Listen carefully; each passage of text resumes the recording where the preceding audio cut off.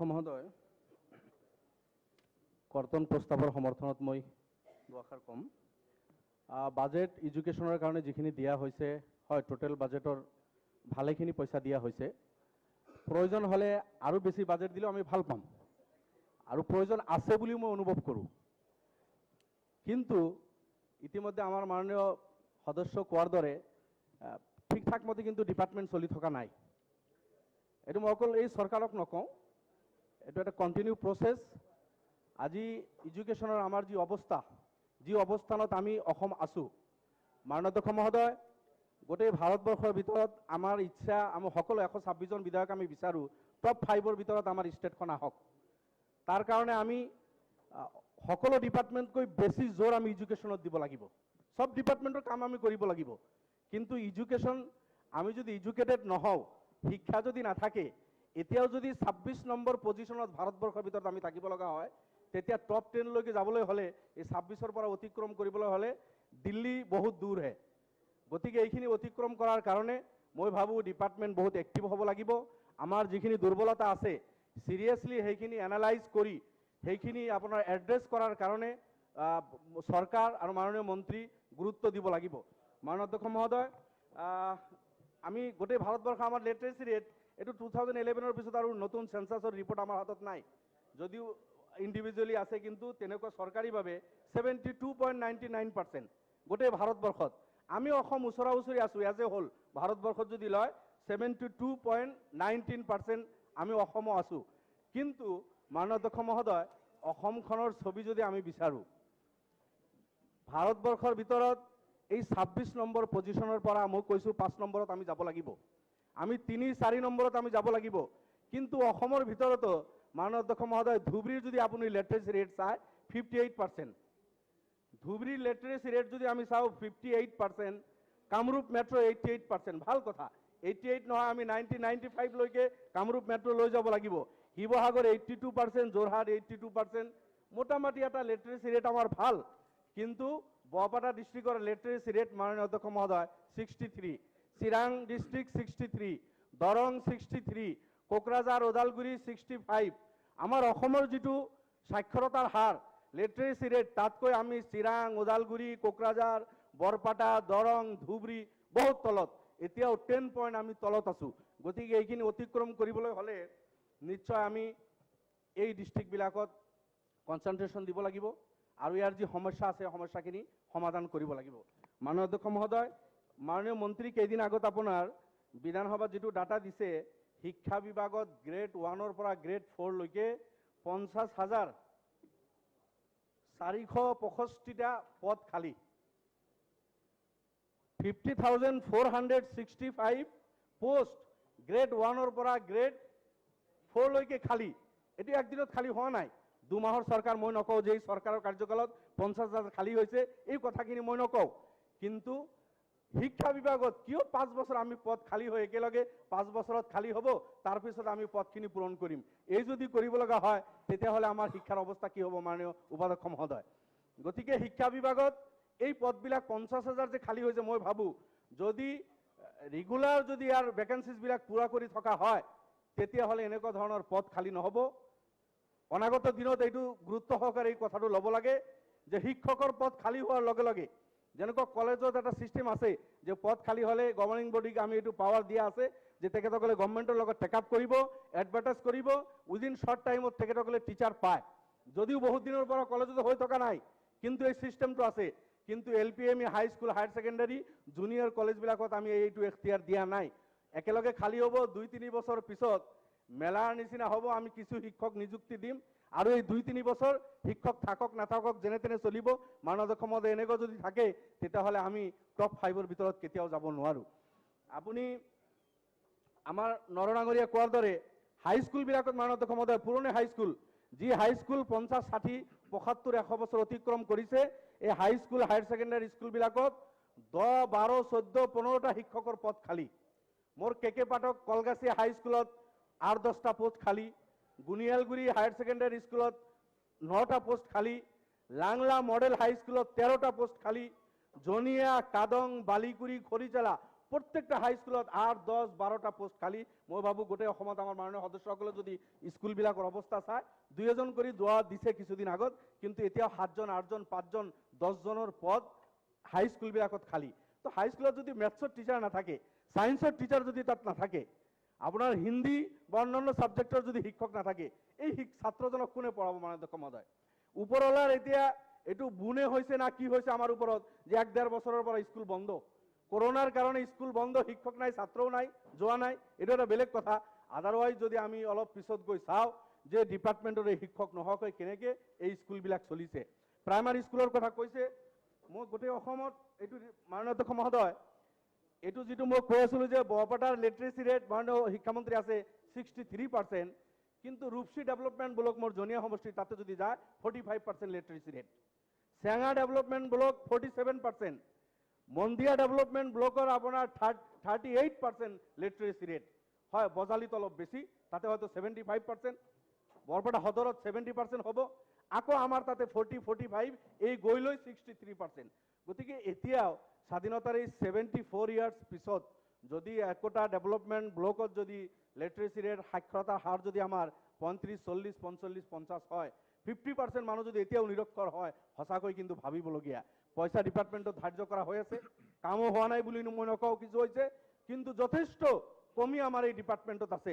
মাননীয় শিক্ষামন্ত্রী মহোদয় তেখেতে মই ভাবো নতুন দায়িত্ব লৈছে, তেখেতে যদি এই বস্তুখিনি নজর রাখে, মই ভাবো কিছু পরিমাণে ইয়ার এই সমস্যাবিলাক সমাধান হ'ব। মাননীয় অধ্যক্ষ মহোদয়, এতিয়া হয়তো মন্ত্রী মহোদয়টো ক'ব 22,000 শিক্ষক নিযুক্তি দিব বুলি এটা তেখেতসকলে সিদ্ধান্ত লৈছে। সরকারি সিদ্ধান্ত লৈছে কেবিনেটত 22-23 হাজাৰ শিক্ষকৰ পদ পূৰণ কৰা হ'ব। কিন্তু মই ভাবোঁ এতিয়াও 22-23 হাজাৰ শিক্ষকৰ পদ পূৰণ কৰাৰ পিছতো বহুত পদ খালী থাকিব। আৰু অকল শিক্ষক নহয়, এই শিক্ষকসকলক চোৱা চিতা কৰাৰ কাৰণে গ্ৰেড 1ৰ পৰা যিবিলাক দায়িত্বশীল ব্যক্তি, সেইবিলাক পদো যাতে পূৰণ কৰা হয়, সময়মতে চোৱা হয়। মই তাৰ এটা এক্সাম্পল দিছোঁ আপোনাক। মাননীয় অধ্যক্ষ মহোদয়, চৰকাৰে দিয়া আমাৰ এই DRSC ৰিপৰ্ট দিয়া তথ্য হিচাপে এটা ৰিপৰ্ট আপুনি চাওক।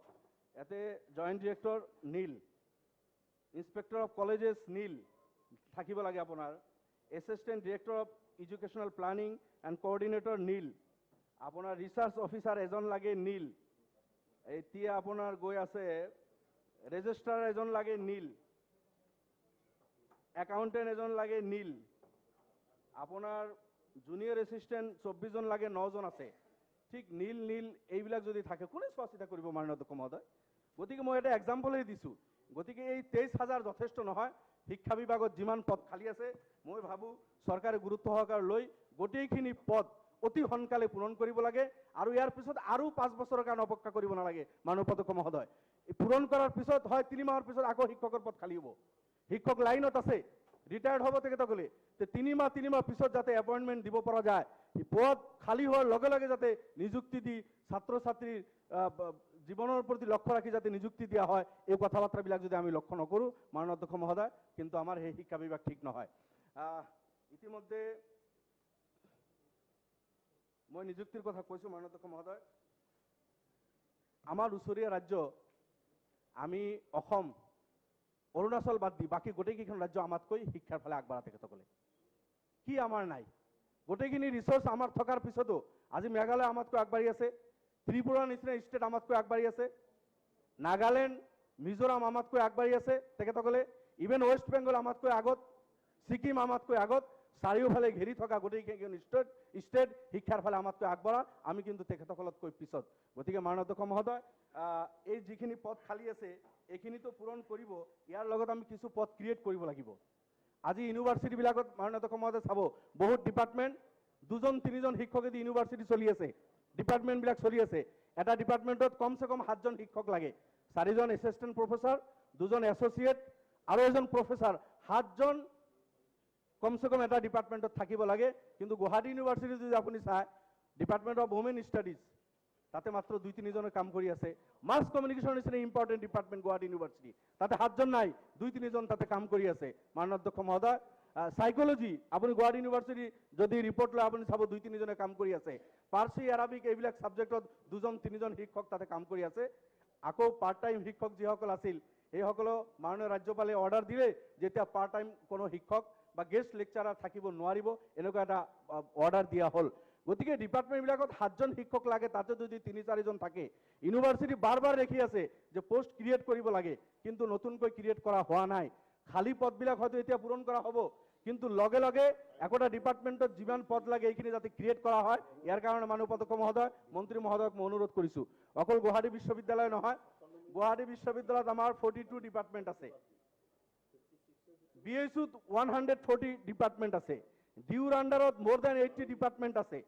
গতিকে আমি শিক্ষামন্ত্ৰী মহোদয়ক অনুৰোধ কৰিছোঁ, বানাৰস হিন্দু বিশ্ববিদ্যালয়ত 140টা ডিপাৰ্টমেণ্ট আছে, আমি 40-42টা ডিপাৰ্টমেণ্ট অতদিনে লৈ আছোঁ, তথাপি আমাৰ ডিপাৰ্টমেণ্টৰ যি অৱস্থা, শিক্ষক নাই, ইনফ্ৰাষ্ট্ৰাকচাৰ যি লাগে সেইখিনি নাই।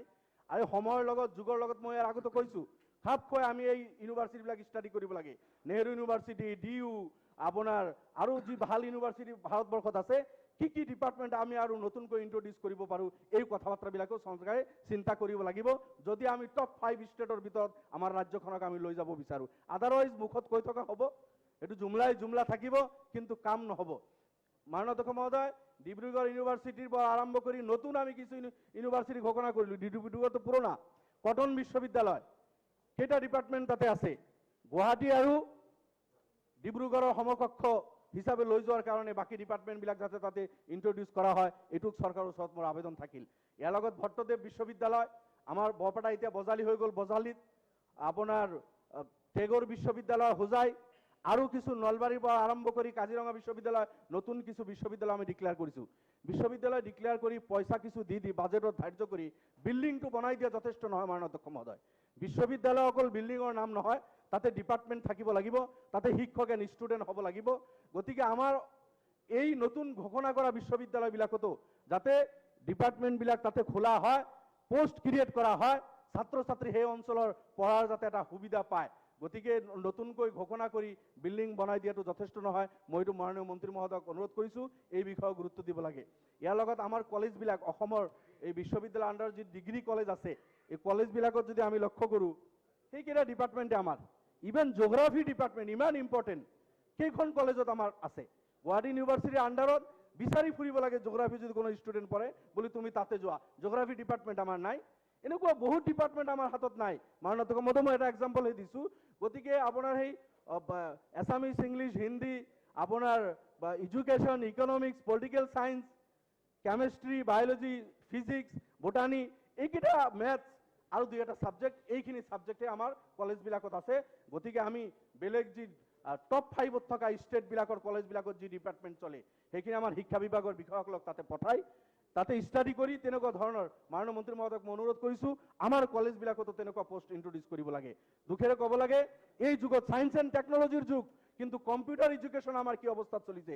কলেজবিলাক, স্কুলত মাননীয় উপাধ্যক্ষ মহোদয়, আমাৰ হাইস্কুলবিলাকত temporary post, contractual basis, permanent নহয়, কণ্ট্ৰেকচুৱেল বেচিছ আমি কম্পিউটাৰ শিক্ষকক নিযুক্তি দিছিলোঁ, তথাপি এতিয়াও বহুত হাইস্কুলত সেই শিক্ষকসকলক আমি নিযুক্তি দিয়া নাই।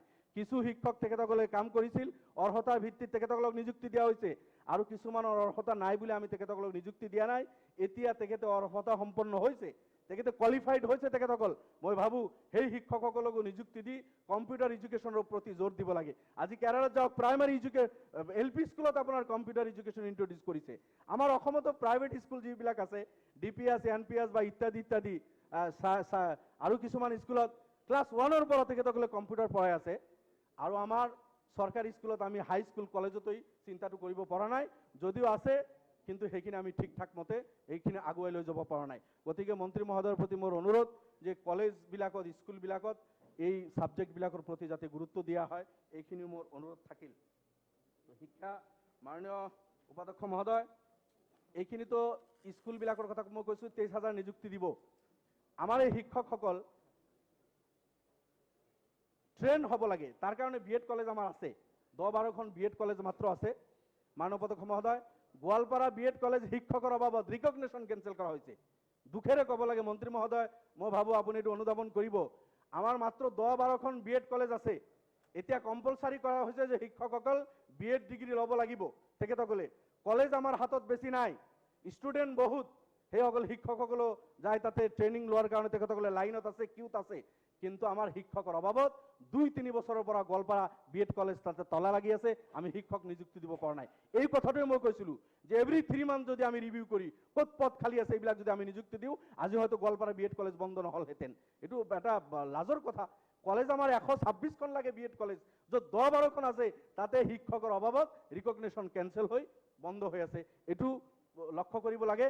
লগতে যেহেতু বিএড কম্পালসাৰী কৰা হৈছে, 126টা সমষ্টিত 126খন বিএড কলেজ যাতে চৰকাৰে কৰাৰ ব্যৱস্থা কৰে, এইটো মোৰ ফালৰ পৰা মাননীয় উপাধ্যক্ষ মহোদয় মই পৰামৰ্শ দিলোঁ।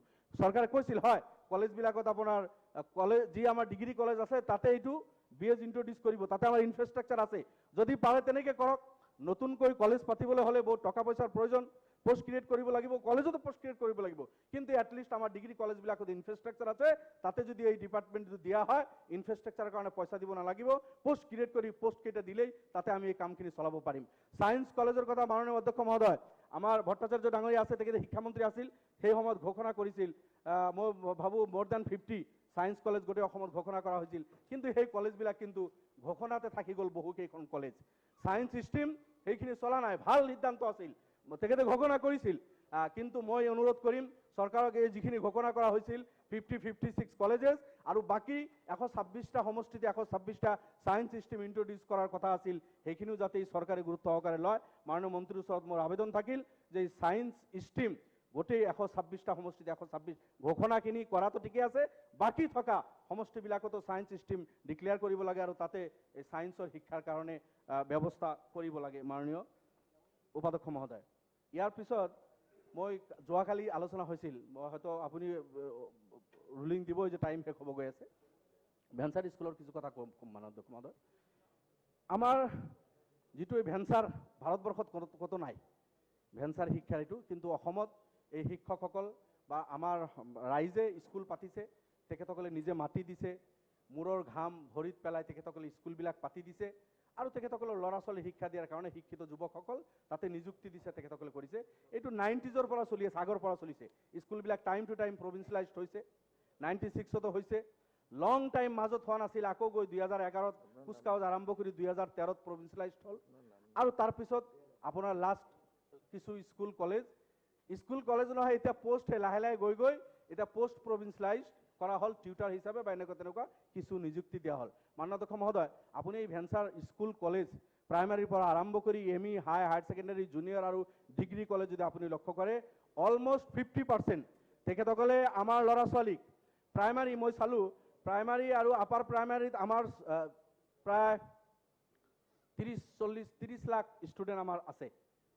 এই 50% এই ভেঞ্চাৰ স্কুল আজি নাই, আজি কমিছে, কিন্তু আপুনি যদি 90sৰ পৰা লয় 50% ভেঞ্চাৰ স্কুল তেখেতসকলে ছাৰ্ভিচ দি আহিছিল।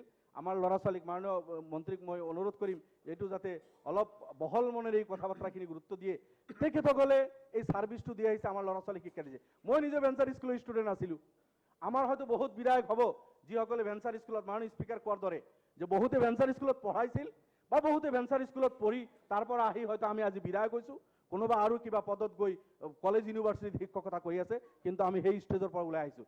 50% আমাৰ ল'ৰা ছোৱালীক শিক্ষা দিয়া যিসকলৰ অৱদান আছে সেইসকলক যিভাৱে ট্ৰিট কৰিব লাগিছিল, মাননীয় উপাধ্যক্ষ মহোদয় দুখেৰে ক'ব লাগে, মই প্ৰত্যেক অকল এই চৰকাৰক কোৱা নাই, প্ৰত্যেক চৰকাৰে যেনেদৰে গুৰুত্ব সহকাৰে এই শিক্ষক বা ছাত্ৰ বা স্কুল ভেঞ্চাৰ স্কুলখিনিৰ সমস্যা এড্ৰেছ কৰিব লাগিছিল, তেনেকৈ কিন্তু কৰা নাই। টাইম টু টাইম কিছু কৰা হৈছে, ইয়াৰ পিছতো বহুত সমস্যা ৰৈ গৈছে। মই কেইটামান সমস্যাৰ কথাই মাননীয় শিক্ষামন্ত্ৰীক ক'ম। প্ৰাইমাৰী স্কুল কিছুমান জেনুইন স্কুল, তেখেতসকলে লং বেক তেখেতসকলে পঢ়াই আছে, কিন্তু অলপ ডাইচৰ প্ৰব্লেম, ডাইচ তেতিয়া ইমান ইম্পৰ্টেণ্ট নাছিল। ডাইচ কোডটো আপোনাৰ সেই বি অফিচৰ পৰা দিয়ে, কেতিয়াবা নিদিয়ে। তেতিয়া নাছিল যে প্ৰভিন্সিয়েলাইজেশ্যন এক্টত এই কথাটো লগাই দিয়া হ'ব, এই কথাটো তেতিয়া নাছিল। গতিকে এই ডাইচৰ কাৰণে জেনুইন কিছু স্কুল তাতে লেফ্ট আউট হৈ আছে, এইখিনিৰ যাতে গুৰুত্ব দিয়া হয়। এম ই স্কুল মাননীয় উপাধ্যক্ষ মহোদয়, শিক্ষামন্ত্ৰীক কম মই, এম ই স্কুল 11-2006ৰ আগত প্ৰভিন্সিয়েলাইজেশ্যন এক্টৰ আওতাত আনিল।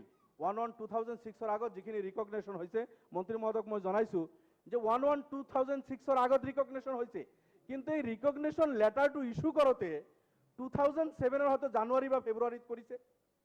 ৰিকগনিশ্যন 2006 আগতে হৈছে Try to গোটেই কেইখন conclude. মই ভাবো আমাৰ মাননীয় সদস্যৰ সমষ্টি যেনেকৈ স্কুল আছে আপোনাৰ সময়টো শেষ হৈ আছে, আপুনি conclude হয় কৰক। মই 2-4 মিনিটত শেষ কৰিম মাননীয় উপাধ্যক্ষ মহোদয় যদি আপোনাৰ লিখা আছে হয়, submit হয়। কৰি দিলেও কৰিম। we can accept it.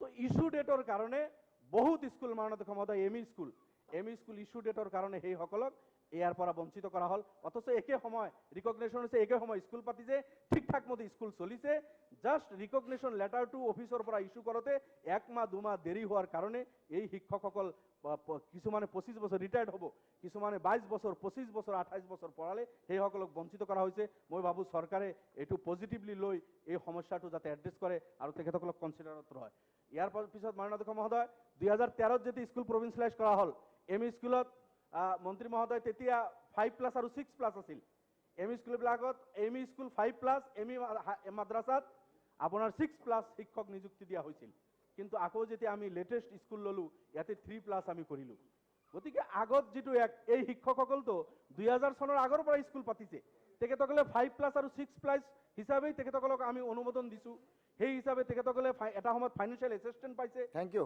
আজি মানে 2 মিনিট মই শেষ কৰিছো আপোনাৰ অলৰেডি আমাৰ টাইমৰ পৰাই ল'ব আমাৰ টাইমৰ পৰাই ল'ব আপোনাৰ বেলেগ স্পিকাৰৰ পৰা মই ঠিক আছে কৰ্তন কৰিব কোনো কথা তো এই সকলৰ এই ইস্যু ডেটৰ কাৰণে স্কুলখিনি বঞ্চিত হৈ আছে এইখিনি আচ্ছা মই 5+ 6+ কৈ আছিলো 5+ আৰু 6+ যেহেতু আগত লোৱা হৈছে 2013 সমানে সমানে এই সকল আহিছে এতিয়া 3+ যেটো কৰা হ'ল দুজন শিক্ষক বঞ্চিত হ'ল তিনিজন শিক্ষক বঞ্চিত হ'ল এটো যাতে কনসিডাৰ কৰা হয় আৰু এই 2013 যেনেকৈ আমি লৈছিলো তেনেকৈ যাতে লোৱা হয় 2013 আমি হিন্দী আৰু আৰবী শিক্ষকক লৈছিলো এইবাৰ আমি লোৱা নাই হিন্দী আৰবী সাবজেক্ট আমি বাদ দিছো অথচ হিন্দী কম্পালসৰি এমই মাদ্ৰাসাত আৰবী কম্পালসৰি এখিনি আছিল গতিকে আৰবী আৰু হিন্দী এই দুজন শিক্ষকৰ যাতে নিযুক্তি দিয়া হয় 5+ 6+ হলে এই সমস্যাটো মৰিব মাননীয় উপাধ্যক্ষ মহোদয় স্কুল হাই স্কুল বা এমই হাই স্কুল বিলাকত বিশেষভাৱে সেকশনাল টিচাৰ্স এডিশনাল টিচাৰ কৈ বহুত আপোনাৰ বাদ পৰিল হায়াৰ সেকেন্ডাৰী স্কুলত আছে জুনিয়ৰ কলেজত আছে এটা সময়ত জুনিয়ৰ কলেজত আমি 8জন শিক্ষক ললো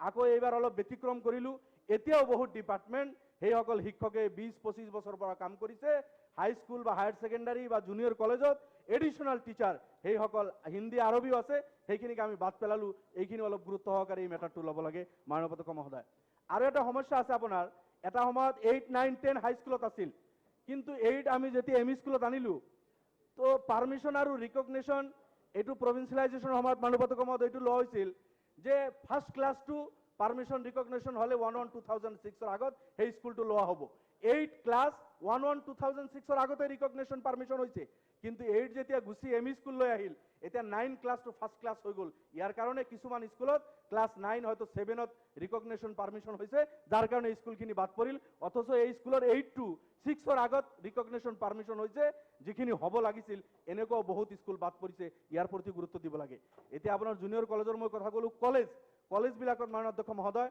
যিখিনি আমি প্ৰভিন্সিয়ালাইজ কৰিলো এখন কলেজত 12, 14, 15 জন শিক্ষকৰ পদ হৈছে 12, 14, 15 জন শিক্ষকৰ পদ বাকি পদ এতিয়ালৈকে হোৱা নাই কলেজ বিলাক তো চলি আছে আমি চলাব দিছো ছাত্ৰবিলাকৰ লাইভ লৈ কি হৈ আছে গতিকে সিদ্ধান্তত আমি আহিব লাগিব যে যদি এই শিক্ষকখিনি নলয় যদি নহয় মই ৰিকুৱেষ্ট কৰিম এই শিক্ষকখিনি ল'ব লাগে 20-25 বছৰৰ পৰা এই কলেজ শিক্ষকসকলে কাম কৰিছে কিছুমান ডিপাৰ্টমেন্ট হয়তো লেছ এনৰোলমেন্টৰ কাৰণে লোৱা হোৱা নাই 15 জন লাগে লাষ্ট ক্লাছত 14 জন আছে ডিপাৰ্টমেন্টটো বাদ পৰিছে 13 জন আছে বাদ পৰিছে এজন দুজনৰ কাৰণে আগতে এইটো এক আমি যেতিয়া বনাইছো তাৰ আগতে এই কথাটো নাছিল এই অকলটো 20 বছৰৰ পৰা পঢ়াই আছে তেতিয়া এই কথাটো নাছিল তোমাৰ তাতে 12 জন হলে তোমাক ল নহব হয় আমি এটা এক বনালো ঠিকই আছে আমি প্ৰভিন্সিয়ালাইজ কৰি এতিয়া ক'ব লাগে তোমাৰ পোষ্টটো ললো অহা বছৰৰ পৰা যাতে 15 জনৰ কতকৈ কম তোমাৰ ইয়াতে ছাত্ৰ নহয় এইটো আমি দিব লাগে কিন্তু হেই নকৰি 13 বা 14 10 থাকাৰ কাৰণে কিছুমান ডিপাৰ্টমেন্ট কৈছো জিওগ্ৰাফি বা ইকোনমিক্স ম্যাথ নেচাৰেলি ষ্টুডেন্ট কম হয় এই ডিপাৰ্টমেন্ট বিলাকো বাদ পৰিছে শিক্ষক বিলাক পোৱা নাই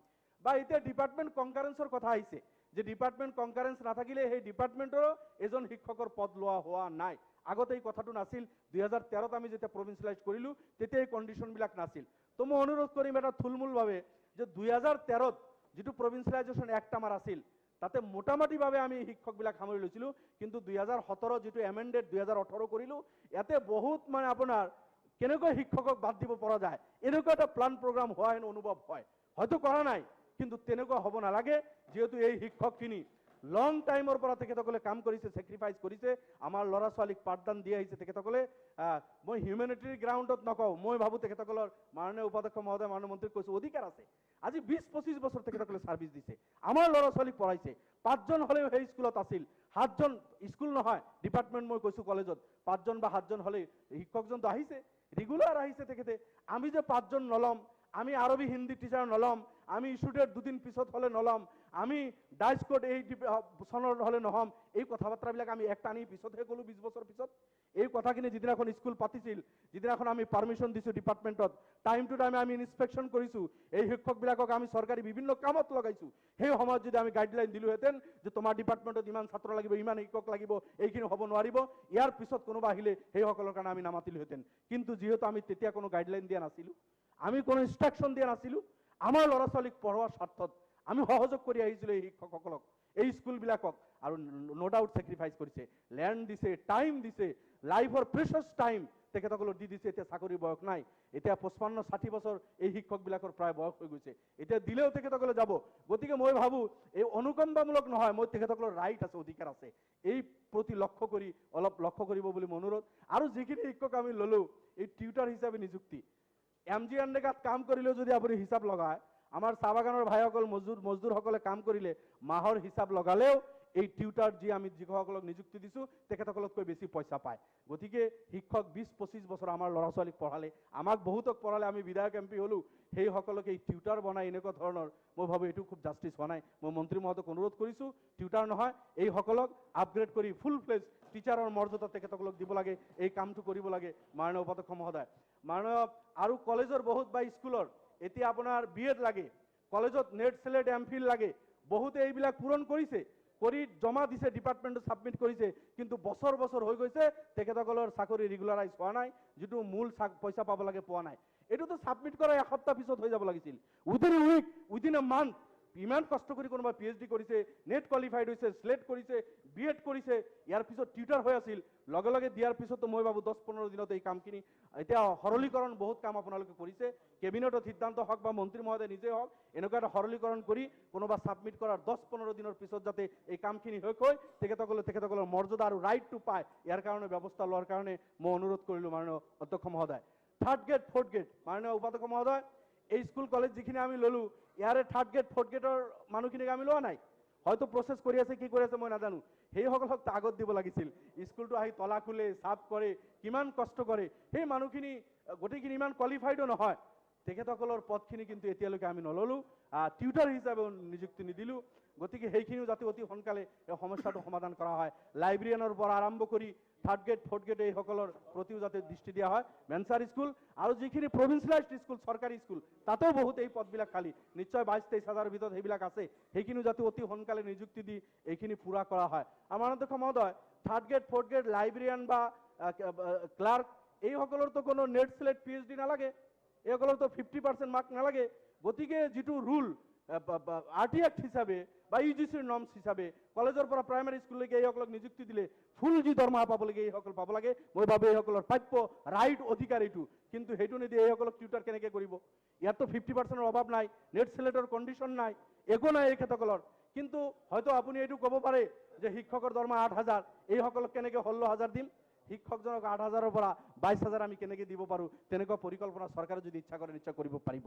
আৰু আপোনাৰ এই কলেজবিলাকত এটা সময়ত আছিল আপোনাৰ, মই যদি ভুল কোৱা নাই, 96 या 98 এনেকুৱা আছিল, ইয়াৰ আগত নেট স্লেট PhD কম্পালচাৰী নাছিল, মষ্ট প্ৰবাবলি 2004লৈকে BEd এইবিলাক কম্পালচাৰী নাছিল। গতিকে এই ভেঞ্চাৰ স্কুলৰ শিক্ষক যিসকল 2004ৰ আগত নিযুক্তি কাম কৰি আছে বা 2000ৰ আগত যিসকল স্কুলৰ কলেজ টিচাৰ যিসকল কাম কৰি আছে, সেইসকলৰ কাৰণে মই ভাবোঁ 50%ৰ কণ্ডিশ্যন হ'ব নালাগে। BEd বা নেট স্লেট কলেজলৈকে এই কণ্ডিশ্যনবিলাক বা এই থাকিবতো নালাগে, যিহেতু আগত নাছিল। 2000ৰ আগত যি স্কুল আমি শিক্ষক নিযুক্তি দিছিলোঁ তেতিয়া আমি BEd বিচৰা নাছিলোঁ, বা 98ৰ আগত কলেজক নিযুক্তি দিয়া নেট স্লেট PhD আমি বিচৰা নাছিলোঁ। গতিকে তাৰ আগত যিখিনি শিক্ষক আছে, এতিয়া 58 ইয়াৰ্ছ হ'ল, 2 বছৰ বাকী আছে, এই মানুহজন কেনেকৈ গৈ BEd কৰিব? BEd কৰিব নোৱাৰে শিক্ষকজন, 8,000 দৰমহা লৈ টিউটাৰ হিচাপে তেখেতে ৰিটায়াৰ্ড হ'ব আৰু ফুল ফ্লেজড হিচাপে তেখেতসকলৰ নিযুক্তি নাপাব। গতিকে এই মেটাৰটো যাতে মাননীয় মন্ত্ৰী মহোদয়ে অলপ গুৰুত্ব দিয়ে, তাৰ কাৰণে মই অনুৰোধ ৰাখিলোঁ। আৰু আপোনাৰ আমাৰ মাননীয় সদস্য কৈ আছে 5 গ্ৰাম কাগজ কল, এইটো ৰিলেটেড নহয়, মই সেই বিষয়ে নকওঁ। কাগজ কলটো আমি জিন্দা কৰিব নোৱাৰিলোঁ বহুত প্ৰতিশ্ৰুতি থকাৰ পিছত, কিন্তু তাতে এটা চেণ্ট্ৰেল স্কুল আছিল মাননীয় অধ্যক্ষ মহোদয়। সেই কৰ্মচাৰীসকলৰ ল'ৰা ছোৱালী তাতে পঢ়িছিল। কলটো বন্ধ হৈছে কিন্তু মানুহখিনিতো তাতে আছে। সেইসকলৰ ল'ৰা ছোৱালী পঢ়াৰ কাৰণে এই বিদ্যালয়খন সুবিধা আছিল, কিন্তু বিদ্যালয়খন আজি বন্ধ। মই মন্ত্ৰী মহোদয়ক অনুৰোধ কৰিছোঁ, 5 গ্ৰাম যিটো চেণ্ট্ৰেল স্কুল আছিল এই স্কুলটো খোলাৰ যাতে ব্যৱস্থা কৰে, যদি দিল্লীৰ লগত যোগাযোগ কৰিব লগা হয়, যিহেতু মানুহখিনি আছে। শিক্ষাটো এইটো মৌলিক অধিকাৰ মাননীয় অধ্যক্ষ মহোদয়। এটা নিৰ্বাচিত চৰকাৰৰ prime duty, first and foremost duty to teach all. Please sit down. Maintain the decorum. মাননীয় অধ্যক্ষ মহোদয়, মই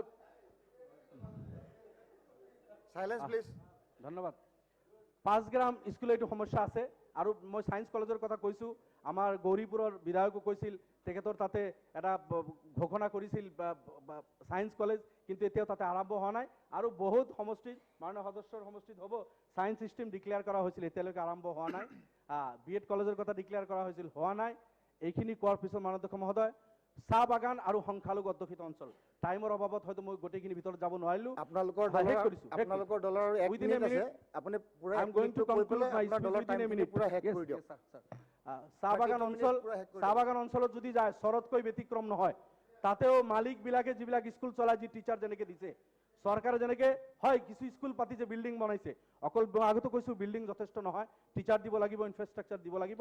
বাগান অঞ্চলবিলাক আৰু চৰ অঞ্চল যিবিলাক অসমৰ লিটাৰেচি ৰেট 72, ইয়াৰ পৰা আমি 80, 85, 90 লৈ যাবলৈ হ'লে আজি এই ষ্ট্ৰীট ৰাইট, ওদালগুৰি, কোকৰাঝাৰ, বঙাইগাঁও, চিৰাং, ধুবুৰী, গোৱালপাৰা, বৰপেটা, এই চৰ চাপৰিবিলাক আমি উঠুৱাই লৈ আহিব লাগিব।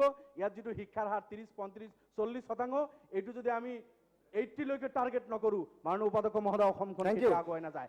1/3 population Thank you very much. Please conclude. Tribes বা SC, ST বা মাইনৰিটিৰ মানুহখিনি বাদ দি বাকি ৰেষ্ট অফ দ্য অসম আপুনি সোণৰ অসম আপোনালোকৰ বনালে, দলৰ সোণৰ allotted অসম দিয়া নহয়। time 32 গতিকে minute আমি শেষ হৈছে। গোটেই অসমক Please. সমানভাৱে গুৰুত্ব দি সবকা Please sit সাথ down. সবকা বিকাশ যিটো শ্লোগান, ইয়াৰ প্ৰতি Thank লক্ষ্য you. ৰাখি মাননীয় মন্ত্ৰী মহোদয়ক অনুৰোধ কৰিছোঁ যাতে এই অঞ্চলৰ প্ৰতি Next speaker, বিশেষ দৃষ্টি দিয়া হয়। এইখিনি কৈ মাননীয় মই মোৰ সদস্য বক্তব্য সামৰিছোঁ। মৃণাল শইকীয়া ডাঙৰীয়া।